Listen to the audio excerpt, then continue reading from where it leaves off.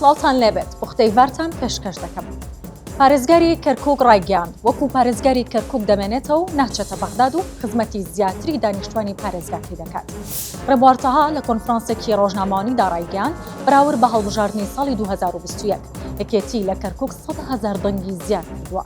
دەژڵێت وەکو پارێزگاری کەرکووک بەردەوام دەبن و ناچمە بەغداد و خزمەتی زیاتری دانیشتوانی کەرکووک دەکەم. داواشی لە پارتی دیموکراتی کوردستان کرد پشتیوانی حکومەتی خۆجێی کەرکووک بکەن. بەڕێوەبەرایەتی گشتی کەژناسی عێراق پشتبینیەکانی سبەی بۆ کەشوهەوا بڵاو کردەوە و دەڵێت لە سبەینەوە لە هەرێمی کوردستان باران دەبارێت. بە گوێرەی ڕاگەیەندراوەکە لە ئێوارەی ئەمڕۆوە کەشوهەوای هەرێمی کوردستان ڕوو لە گۆڕانکاری دەکات و ئاسمان لە نیمچە هەورەوە بۆ هەوری تەواوەتی دەگۆڕێت. لە سبەینەوە کاریگەری شەپۆلەکە زیاتر دەبێت و لە هەندێک شوێن ئەگەری تەوە باران و بروسکە هەیە.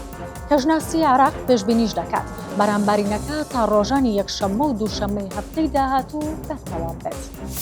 ئاژانسی هەواڵی عێراقی ڕایگەیاند 7 فڕۆکەی مەدەنی سەر بە کۆمپانیەکانی گواستنەوەی کوێت بە ناچاری لە فڕۆکەخانەی نێودەوڵەتی بەسرا نیشتنەوە.